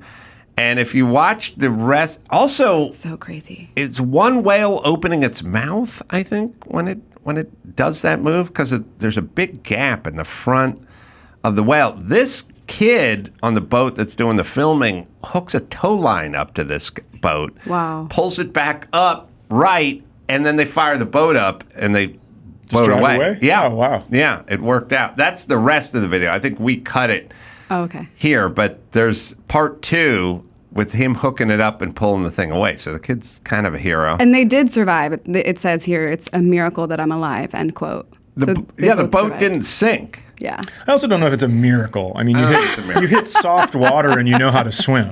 So Yeah. I'm not sure if it's a miracle. Yeah. Crazy. I agree. But I do like nature. And I've been seeing a lot of shark videos and whale. Seeing a lot of orcas breaching and orcas doing crazy shit. I don't know what's going on. I don't know how the computer works or my feed works, but it's pretty much all orcas and cats Wow. at this point. That's all that's being sent to me, Funny. which I'm, comfortable with. Okay. Yeah. I like an orca. Yeah. Who I like a doesn't cat. love cat I like the videos? range, in nature that there's these things called cats, and we also have orcas. There's a lot of range there. All right. Sounds like a wholesome feed. I love that for you. Feeling good? I looked at some golf swings on my feed, and then I always like my girlfriend's posts, and she's a pretty girl. And so now my For You page is girls in thongs taking giant golf swings. Oh, I mean, wow. it's That's very ridiculous. niche. Yeah, just like ass clapping together when they swing. I could watch that. That's much better than my whale and Better cat than orcas, vids. There you go. All right. What That's else funny. we got? The AI boyfriend business is booming. A growing number of women are seeking connection and comfort in relationships with chatbots and finding their approximation of empathy more dependable than many human partners support. This is her, right? Except him? Yes. Yeah. Yes, you mean the him. movie or the? Yeah. Yeah. Do you, Chad, here's a question for you. Leah's going to jump in too. Do you notice women being overly nice on the phone with like their friends, like syrupy nice, like, hey, hey girl, oh good, oh awesome. And then they hang the phone up and they're mean to you, and you're like, what? Or Wait, have you been listening to all of my calls? even I've noticed women when they call to like make a reservation, like, hey, would you by any chance have availability at 7:30 on Oh, awesome. Awesome. Okay, it's going to be great. And then they hang up the phone and then they're shitty again. Like, I think there's something going on with women on the phone. funny. They're much nicer than they are in real life. We love our girlfriends. You are right that I'm going to jump But then in. they hang up Yeah. with their girlfriend. It's like, Cheryl's on Ozempic, right? Because she couldn't lose the weight. And it's like, what happened to the super nice person who was just talking to Cheryl over there? I don't You were see so that. nice. When my girlfriend makes reservations, she's excited because she's going somewhere nice to eat. But too nice to the person they're talking to is what I'm saying. I don't get it. I don't. She doesn't I'm do all that. business. Yeah. I'm just, here's the time to request a booth. Thank you. That's It's available. so funny. I feel women go, I've "Oh, literally hey." connected with a customer service agent before. The time turned to 11:11, and you're gonna hate this. I go, oh my god, it's 11:11. If you care about that stuff, she goes, oh my god, I do. And then we This is what I speak You made a reservation to go out to eat, just the two of you? Yes. This is what I speak Yes. of. But my girlfriend, if you asked her, if you said, just Chad ever like a dick on the phone, she would say yes, but I'm not. I am matter of fact. I'm using the least amount of words. Yes, the economy of words. I just want an answer. I don't need to know anything about you other than if you have a table at 7. I'm totally with you. The brevity's the soul of wit. Yeah. I do not want the extra added verbiage in there. Yep. I don't really I just want to go, do you have an opening on Thursday at 7:30? I don't need the by any chance, might you have an opening? It would be awesome if you did. Like, I don't need all the extra. And then when they go yes, you just go, all right, 7:30 Thursday. See you then. You don't go, okay, thank you so much. What's your name? You don't say thank you? I'll go like, thanks. See you. I don't go like, what's your name? And they'll go like, oh, Sherilyn. Are you in Thursday? Because I'll say hi. Like, okay, that's enough. Let's just go. Get the table. It's a transaction. Yeah. Is what I'm saying. That's Women are really too funny. nice. Or I will grant them being that nice on the phone. Okay. But that has to mirror how you are off the phone. No, we need a break. Can't go back to We need a mean when you break. hang up the phone. I want that person all the time. Or you be consistent with me and Chad. The same on the phone as off the phone. We need a kindness vacation. Short bursts. My mom's the queen of that, where she would be like, and I've talked to 7 of your teachers, and they all said you're not getting your homework done. Bring. And she'd be like, hey, okay. Yep, absolutely. All right, talk to you soon. Bye. And another thing, you little motherfucker, like right away. My mom did the same thing. Yeah, she was Your mom real did good that, at that. huh? Yes. Yeah. And I think sometimes I've been critiqued by women for being too like short, you know, and I say to her like sometimes like when guys talk to guys, that's kind of what they do. It's kind of military talk, you know, it's just, we need to lock it in. Yeah. Like I get yelled at, I get criticized for being too short in my text, you know, but if one of my friend, I was talking to Brad Williams, a comedian last night, and I said, "Oh, hey, Brad, I got an idea or something." He goes, "Well, why don't we get a steak and a martini?"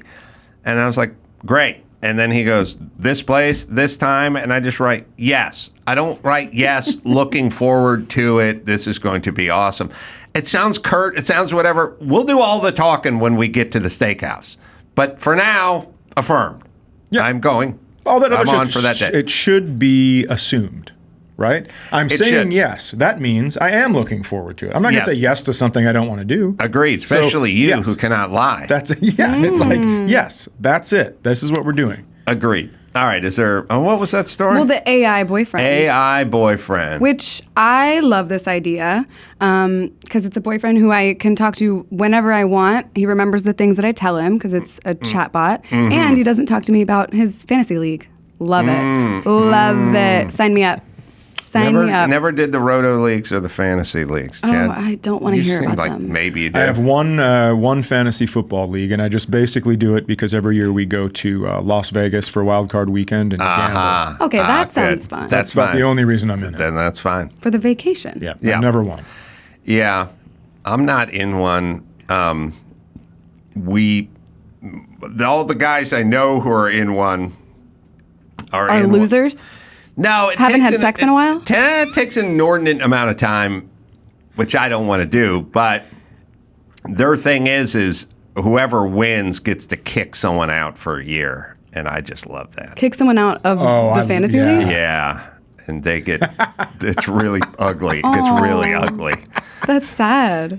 It not only sad, it's ceremonial because they do it in a big ceremonial way. That's funny. I love that. Yeah, and they're such power brokers. John Hamm was in the league, and they threw him out one year. Oh, they're my not scared to gosh. set their sights on an A-lister and toss his good-looking ass. They showed him funny. the door. Yeah, they threw Hamm right out of that league. And That's then, incredible. So when somebody wins, sometimes they take vengeance on the person that took them out in the past. The best, and I'll screw it up a little, but I think Jimmy's cousin Sal may have won. And he said, "Look, it's between 2 guys. You and you. There are like 10 guys in there. Now, look, we're going to do a survivor-type challenge. There's going to be a puzzle to solve, and whoever solves that puzzle can stay, and whoever loses is out. You're off the island. The tribe has spoken." And so he put these 2 guys through this whole rigmarole, and at the end, they had to assemble this puzzle, and whoever assembled, it was assumed whoever assembled the puzzle first got to win, like Survivor. But when this puzzle was assembled, it had the name of a 3rd guy who was thrown out of the league. That's funny. And that guy was standing laughing and drinking beer and cheering, "You better run! You better run! You better get Talking that puzzle serious done." shit. Talking shit the whole time. And then his name was the guy who got thrown out, which is beautiful. I think the last one they did, they were at a nice home during the evening doing this event, and the guy won just went, "Look, it's you, and you. There's 3. It's between the 3 of you." And the last one into the swimming pool is the one who's getting tossed. And he needed everyone just to dive into a cold swimming pool in their street clothes. It's abusive. That's that why part I like of it sounds fun. I like games and I like competition, so that part sounds fun. Yeah. But looking at guys' stats and like measuring the stats, I'm like, oh my God, this is so lame. I'm sorry. It's not, I don't think for guys it's about football it's about prognostication and wanting to be right. You know, Okay. you go, I Like, I knew drafted it. this guy. Nobody said I should draft this Right. guy. I knew there was something in this Yeah. guy. Now you guys The can all kiss miracle my pick. ass. Yeah. The miracle pick. Yeah.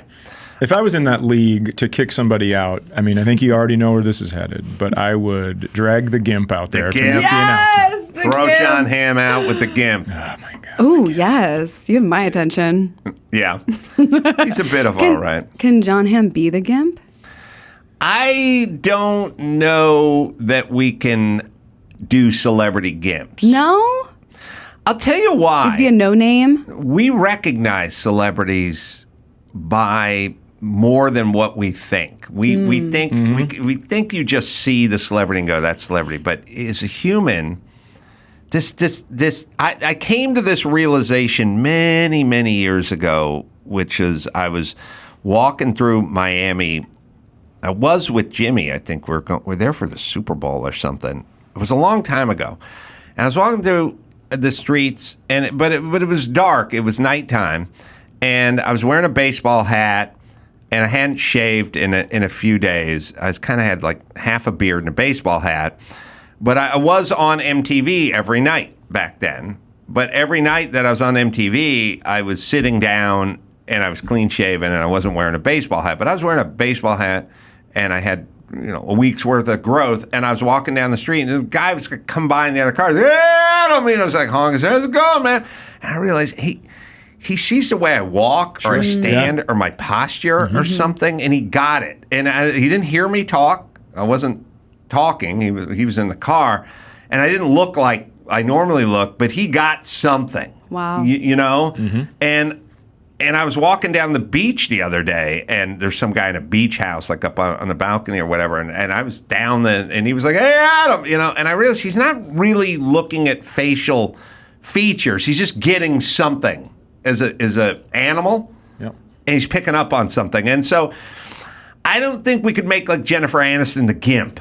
Oh my God, think- come on. I want to be a gimp. That'd be great. Yeah, but Jennifer, even with the hood, Come on, I love leather. It's but great. the gimp ball, Yeah. we'd recognize your shape or the way you moved or something, Or the hair. or the hair's going to be tucked into the hood. Okay, you're going to put her hair, you're going to hide her hair? You have to. She's a gimp. But it's Jennifer Aniston. I know, but that's her thing. Gimp rules prevail. Gimp rules, okay. Yeah, gimp trumps all. Okay. Hairs, sorry. Wow. Yeah, and so we would recognize J-Lo by the way she moved or something, and that's why we're not going to be taking resumes from celebrities. All right. I don't know this to be true, but I heard John Hamm's dick could probably be a gimp. Do we know anything about that? I have heard good things. I have, and it's funny. No celebrity ever really squelches the big dick rumors. Why would you? Yeah, you don't. That's my whole point. But if somebody accuses you of pedophilia or bestiality or something like that, like, Army Hammer's making the rounds telling everybody he's not a cannibal. But John Hamm never tried to dissuade anyone from the huge hog theory. There's all the guys who get the huge hog lore never try to talk anyone out of it ever. Who are all those guys? I want to write it down. And they'll also do it in parts, right? Like if someone gets accused of putting their giant dick on somebody's shoulder, they'll tell you it wasn't on the shoulder, but it still is a giant dick. Right. Yeah, they never disavow the giant dick. And all the leaked dick pics are always big dicks. Never the microphallus that gets leaked. So I'm suspicious, is what I'm saying. Good point. Jason Derulo, I think, is if my TMZ memory serves me, Jason Derulo has big dick energy. BDE. Yeah, I think the play is to get some sort of candid shot of you walking from your trailer to the set where the dick is very pronounced Gray in the sweatpants. slacks, Yep. Something real good, then get someone to photograph it and then just put it out there and then you never say another word about it. Yeah. Justin Theroux running in the extras, that old show. Oh, I didn't see big dick. Sweatpants, zero 0 panties on him. Oh, really? It was just like Wow. bouncing It was around. thorough. Yeah. Now we're looking at Jason Yeah, can we- Derulo, but let's pull there up more you gotta photos. pull up. You got there's a big hog Zoom in. picture of him, and I don't. He's kind of known for his practical jokes, so maybe maybe he borrowed it from Mark Wahlberg, But as you look at it, you see there's a wow. big outline of a big dick on there. But I don't know. You know what I mean? He could have cooked that. Wow. He could cook it. You know what I'm saying? Yeah. Cook it? That's true. Not his dick. I mean, doctor. I Doctor see. the Okay. photos. Yeah. Cooking the books. Yeah. Sorry. We got another story? Yeah, sorry, I was a little distracted. Okay. Yeah. Sorry about that. Zoo's new dilemma, gorillas and screen time. A Toronto zoo gorilla now limits his screen time after a poster went viral on social media earlier this summer, urging guests not to show gorillas content from their phone screens. The sign, which reminded many that humans share several genetic similarities with gorillas, apparently including a fascination with cell phones, asked visitors not to show photos and videos of their cell phones to the primates. The messaging stressed some of the content shown to its primates, quote, can be upsetting and affect their relationships and behavior within their family. We could definitely ruin gorillas pretty fast if we wanted to, right? Show them a lot of pornography. And, Oh, yeah. King Kong, the movie King Kong. yeah, freak them out with Kong versus Godzilla. Make them think there's a giant lizard out there. Coming for It's them. coming for you. You know what I mean? Oh, he's out there. Oh, he's very real. Yeah, McGilla, he's coming for you. Yeah, we could ruin them. We could rot their brains like really fast. We're rotting our own. Yeah, we are. Yeah, we don't really realize that we're capable. It always reminds me of the story of the natives of Bikini Island. I don't know why, but I think about ruining groups. Wait, what was that? Bikini Island is an island chain, and it had a bunch of natives on it, or, indigenous island people living the way they always lived, fishing and, knitting baskets out of reeds and stuff, like the very salt of the earth kind of living. And then, I don't know, 1952 or something, we decided, the U.S. government were like, we like to see what an atomic bomb does to an island.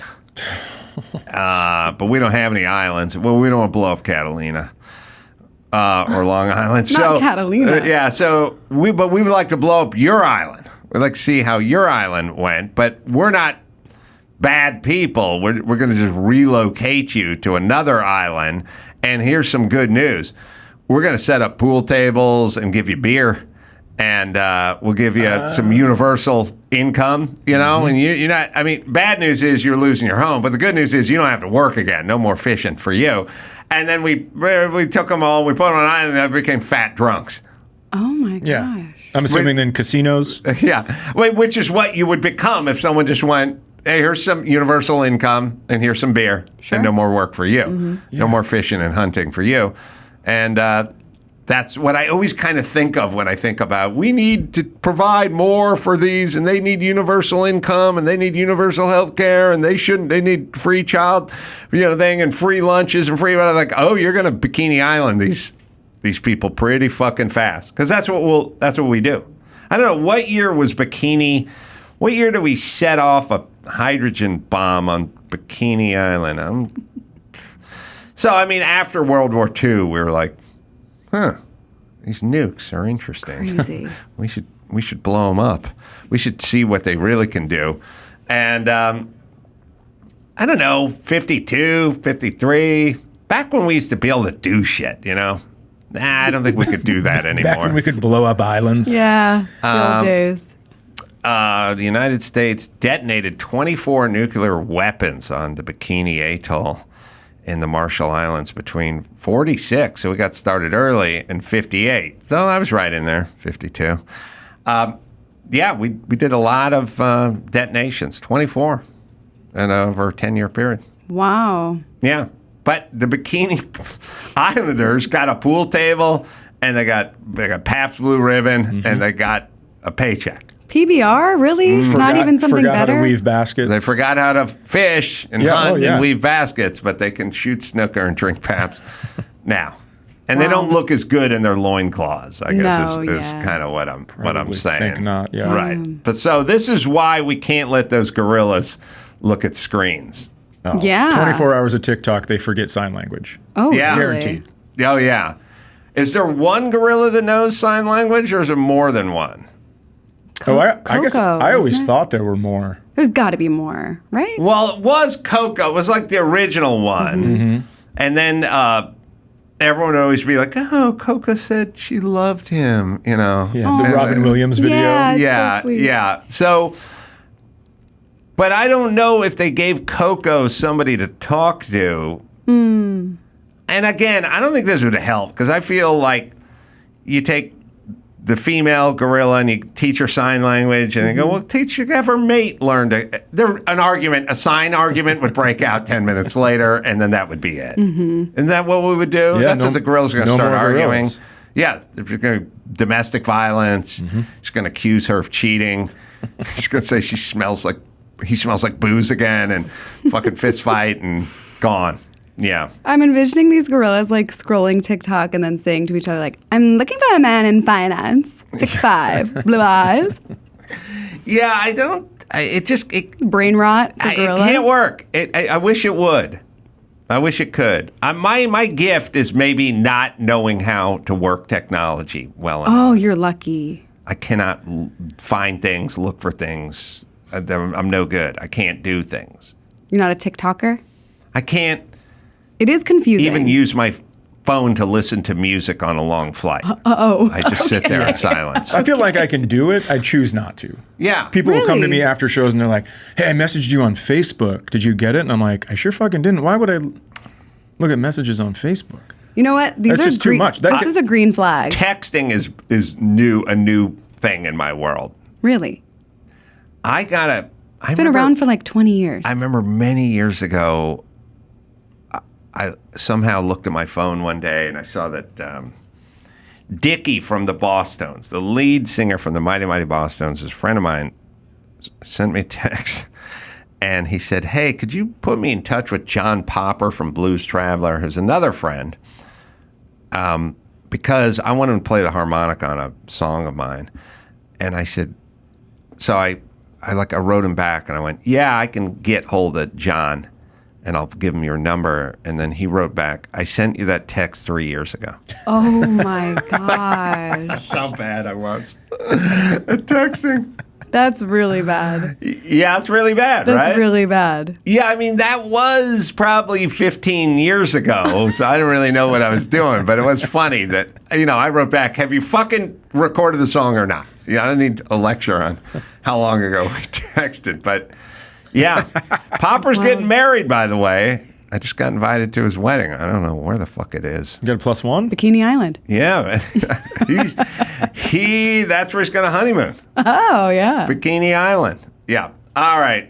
I'll tell you what. Why don't we take a break? We'll come back. I got a lot of other topics to get into with Chad and Leah, and we'll do that right after this. Morgan and Morgan.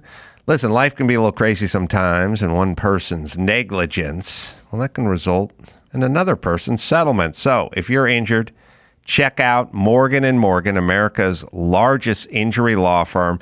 Over 100 offices nationwide and more than 1,000 lawyers. More than $20 billion recovered for 500,000 plus clients. So they have a little something called experience. Morgan & Morgan has a proven track record of fighting to get you the full and fair compensation. So, going on the road, doing stand-up every week, well, that could be hard. At least I make it look hard. But submitting an injury claim with Morgan & Morgan, well, that's easy. Am I right, Dawson? If you're ever injured, you can check out Morgan & Morgan. Their fee is free unless they win. For more information, go to forthepeople.com/Adam or dial #law, #529 from your cell phone. That's forthepeople.com/Adam or #law, #529 from your cell. And this is a paid advertisement. It's time to check Adam's voicemail.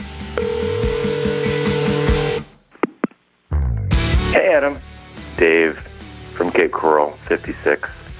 Did you notice that the agent that was supposed to be protecting Trump that couldn't find her holster was chewing gum? Thought you might be interested. Thanks. You can leave us a message at 888-634-1744. I got a theory. I don't think gum chewers are smart. I don't like them. Really? I don't like them as members of our society. They worry me, and I'm not a fan of gum chewers. Wow. There's a kind of something about them. Doesn't feel right to me. So You a gum chewer? I do. I do chew gum. Oh, well, listen, when I say things out loud, there's always somebody in the room. I go, whenever I try to talk shit, like those fucking kids with their fucking made up allergies. Oh, I can't drink soy. But they go, my son is allergic to soy. Like, I can't get 5 words into a premise before somebody goes, my son, That's or funny. I do, That's or what whatever. I have bracelets on right now. Yeah, it's all these homo vegans everywhere. I'm vegan. Like I cannot get 7 words into a premise without somebody. That's funny. Somebody gum. We got gum over here. We got bracelets over there. Uh-huh. I can't get into a premise, but that's fine. That's part of being crotchety. So you don't chew gum at all? Well, okay. The thing about gum is I don't think you ever stop chasing that dragon. I think once you get on it, it's hard to get off. It's like chapstick. Once you get on chapstick, you don't get off chapstick. Or you can go your whole life with no chapstick. But once you get on it, Do you you're hate on chapstick too? I know no you don't like chapstick. soap. I don't do the. I don't think you should get on to gum. But if you take an oath to responsibly dispose of the gum, I can look the other way. Way too many people just shooting it out of their mouth. They're driving. Yeah. They're walking out. I see people going outside. I step in gum. There's the sidewalks littered with all these black marks everywhere. People just spit it out everywhere. If you can, you should have to be registered to buy gum. Wow. There should be a steeping, like a cooling off Background period. checks? Background checks. Yeah. Like I don't want all the narcissists chewing gum and spitting it everywhere. I found it in a drinking fountain at a hospital. I find it. Chad played the clubs. You play the clubs. You find it in the urinal, on top of the That's so urinal. fucked It's like up. you're fucking done with your gum. There's a trash can. You walked by a trash can to come spit it here where another human being's going to have to take it out. I have to piss on your spearmint essence. Yeah. And some poor Guatemalan guy at the end of the night's got to fish the gum out of the urinal. He's not getting the tongs. He's just going to grab it with the glove. People can't be trusted. I You do the responsible thing and you put it under a table. That's what I'm seeing. You're part. That is smart. Or a chair. I'd like to see a contract signed where your chapstick isn't going to end up in the dryer with my fucking clothes. It never. Yeah. If that makes it in, it's done. It's done. It's really like stepping in tar at the beach. Waxy You're spots. done. Get all over. Amputate your foot. It's everywhere. Just big giant globs of wax. Once you stand. And by the way, when you take like a shoe that has like a tread on it, and you step in that gum and it gets into the tread, it's done. You're done now. Yep. Yeah. Okay, well, I'm on board with being, thoughtful about your gum chewing. Yeah. As long as you're certified, I'll sell you gum. Certified. I'm just going to need a background check. That's all. Okay. I want to close a lot of gum loopholes. Uh-huh. I don't like these lackluster gum laws. There's Good a lot for of you. guys selling gum on the internet. I'd like to stop that. I'm not talking about a gum confiscation. I'm talking about a voluntary buyback where the federal government will pay you for your gum. But if you do not voluntarily return your gum or do not let the federal government pay you for your gum, then I will have to come for your gum. I want to give away of high-capacity packs of gum, gum with more than 10 sticks in there. Unnecessary. The big ones. Nobody needs gum. The mom pack. High-capacity gum. We don't need high-capacity gum. Again, sensible, but I don't want them just sold at flea markets to folks that don't have background checks. There'll be a period where we'll be able to look into that. I don't want ghost gum out there. People making their own gum and selling their gum out there willy-nilly. There'll be voluntary gum buybacks. Also, I'm going to institute a plan where I go to the inner city and I try to get some of this gum off the street. And what about a gum range? Where you have targets Go and chew gum. you spit your gum, and if you're not hitting the target, you don't get to fucking chew your gum out in public because that's going to hit an innocent bystander. I think I like the idea of responsible gum ownership. I do too. And I like the idea. I'm not against gum. Right. Okay? I'm just looking for sort of practical, sensible gum laws. Yeah. If you would like to take your child, take them to the gum range. Right. Show them how to handle gum. Thank you. You don't run holding gum. No. Gum's always down. Right. Yep. You should wear eye protection if you're too vigorous a chewer. Of course. Certain sensible gum laws, and you can then responsibly enjoy gum. The problem is big gum manufacturers don't want any of this stuff. Anytime I float a gum law, they're they mobilize. They sink so much money into my anti-gum campaigns that I can't do anything anymore. Yeah, and they get everybody on board. They get these guys driving their pickup trucks and their semi trucks with the gum decals. You on get the the back. guys from the NGA. National Gum Association. You get those guys. Once those guys start mobilizing, look out, then they demonize me because I'm looking for sensible gum laws. And it makes it, how many kids are going to be doing their homework and get hit by gum when they were not the target? Did I tell you the story of the young inner city sitting at her desk, 9 years old, I've heard sitting at her desk, and there was a gum buy. And somebody just threw their gum out of a moving car. They were trying to hit someone else with their gum. That's how it always happens. She got hit with the stray gum. It's dangerous. That's how it always happens. Yeah. It's going to be really hard to get the gum away from Valley girls, though. They're going to protest. Well, like I said, I like the Constitution. I like the Bill of Rights. I'm not looking to rewrite the Constitution. I'm just looking for sensible gun laws. Okay. In England, almost nobody chews gum. They don't have gum. The cops don't chew gum in England. They don't have gum. Well, I don't think dental standards we should be using England. Well, okay, other in the European Union. Okay. You know what I mean? And then I've heard it all. Once you outlaw gum, then only criminals will have gum. Right. You know what I mean? Yeah. And I keep hearing it, but like I said, in Europe, Canada has very restrictive gum laws. And they do not have these kind of situations where I told you this girl was 8 years old. She was studying at her desk, minding her own business, was hit with gum. I can't even talk about that becoming emotional, but I'm saying they have sensible gum laws, and I think people appreciate it, and they avoid such gum-related tragedies. I think you should run for governor. Governor? Governor, yeah. The problem is you outlaw gum, and then you have people with mints and breast spray. They say nobody's going to get hit with a mint, nobody's going to get hurt with breast spray, and next thing you know, you're at a club, 7 people get hit with breast spray. Right. And they say, well, it wasn't gum. Yeah, no. I've heard the argument. You confiscate all the gum, and we start turning to Banaka. Yes. And you've been blinded with Banaka. Right. And we'll use other modalities other than gum. Right. Because that's how it works. But they say only one person can get hit with Banaka. Several people can get hit with gum. Yeah. That's the argument. Do you know, and no one will tell you this, but there are more people that are attacked with Tic Tacs and Lifesavers every year than with gum. But you don't hear the news talking about it. You do not hear the news. They won't touch that one. Yeah. You know what I'd like to see? If you're going to throw your gum at somebody else, maybe you just decide to eat your own gum.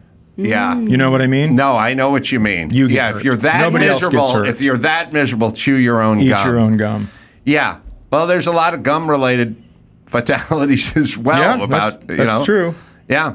But, you can also spray yourself in the eye with Banaka if it's that bad. Mm-hmm. I think what we can agree on is sensible gum laws. Yes. I'm not coming for your gum. Okay. Proper gum training, especially at a young age. Go down the gum range, right? Teach your young person how to handle their gum. Okay. When I was 9, my dad bought me a gum. Okay?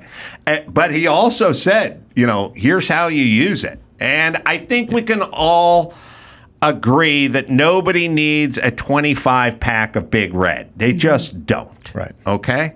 There's just no cause for that. Sensible gum laws and a voluntary gum buyback. And I think you'd see the difference in the city fast. And for the love of God, if you have children in the house, lock up your gum. You got to lock that Lock gum it up. up. They'll find the gum. How and they'll- fucking hard is Yes. it? Lock your gum up. I have a gum safe. It's good. I use That's it. Smart. Yes. That's smart. People don't realize, yes, young kids, they get hold of that gum and tragedy strikes. Maybe there always. should be an incentive, so maybe we send like a gum gimp after someone if they're caught with gum. I like the gimp. gum- of the Here we go. We're gum. back. Yeah, we're back. All right. We can't possibly fuck out a premise any more than gum safety. Can we? Gum safety. All right. Now, let me give some plugs to you two. Chad, very funny special. Thank you. Empty Nester is the name of it. On Netflix as we speak. So go and enjoy that. Leah, what do we got? Hollywood Improv coming up July 25th. And then Ice House, Pasadena, August 2nd, 11th, and 23rd. So all over the place. Yeah, Where do we baby. find your dates, Leah? You can go to my Instagram and TikTok at Leah Knauer. I post them there. And I'm going to be at Jimmy's Club in Vegas tonight doing a couple of shows there. And then off to Carpinteria, California at the Alcazar Theater. That'll be doing stand-up there. Dawson's going to be there as well. And then Torrance, 2 shows at the end. That'll be Sunday night. So why shouldn't I work this weekend? Go to AdamCarolla.com for all live dates. Until next time, it's Adam for Leah and Chad and the Gimp saying mahalo.